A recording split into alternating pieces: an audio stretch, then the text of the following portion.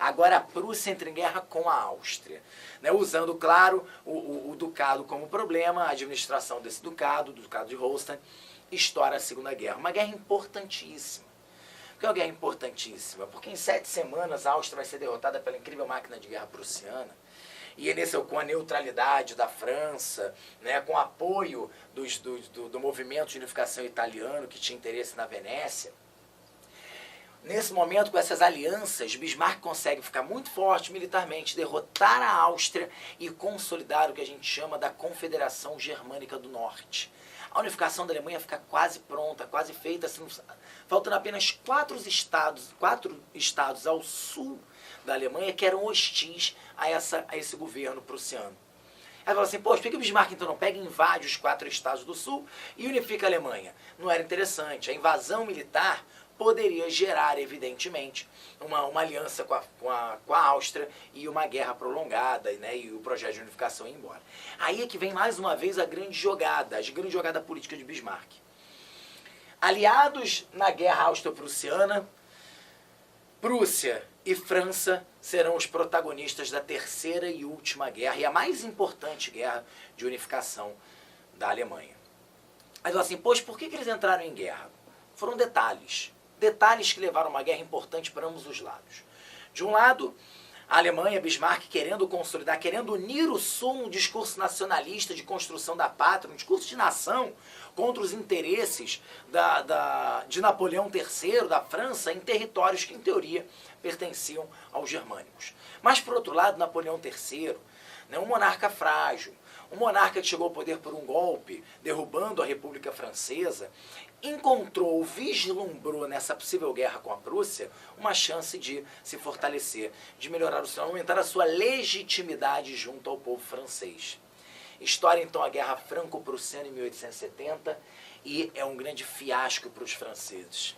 Napoleão III será derrotado, será feito prisioneiro por Bismarck e o estourar da guerra une os 4 estados do sul da Alemanha. Nós temos então a formação do Segundo Reich sob o governo do Kaiser Guilherme I. Lembrando que o primeiro Reich é o Sacro Império Romano Germânico, o segundo Reich, aqui o da unificação, e aí nós teremos lá com Hitler o chamado Terceiro Reich, que esse você conhece bem, não é verdade? Então, queridos, a derrota francesa, a guerra contra a França é o que possibilita a formação do Estado alemão, do Império Alemão. Por que eu falei que essa é a guerra mais importante? Não é só pelo motivo claro de consolidar a unificação, mas também pelos desdobramentos dessa guerra. Porque nós temos uma França humilhada por vários motivos, os principais.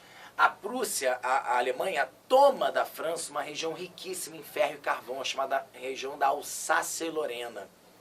São regiões muito importantes, muito ricas. Mas o mais importante, o pior disso tudo, Kaiser Guilherme I vai ser conduzido até Versalhes, num trem. E vai ser dentro do Salão dos Espelhos do Palácio de Versalhes, local onde os reis absolutistas franceses eram coroados, que Kaiser Guilherme I vai ser coroado imperador da Alemanha. O fato dele ter ido até Versalhes para ser coroado gera nos franceses um ódio, um revanchismo, como nós vamos chamar. Vai extremar o nacionalismo francês numa aversão ao alemão.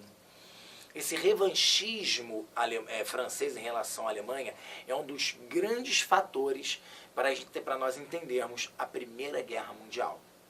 Perfeito? Para vocês terem uma ideia, só para vocês entenderem essa questão de nação, né? Como é que isso é importante para eles.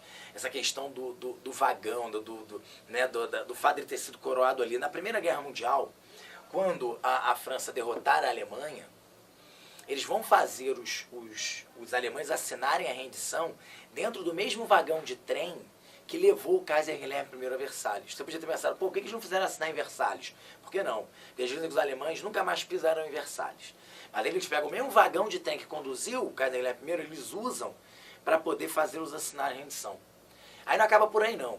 Adolf Hitler, na Segunda Guerra Mundial, quando derrota os franceses, invade a França e derrota os franceses, ele manda que quebrem a parede de um determinado museu e arranquem de lá de dentro um vagão.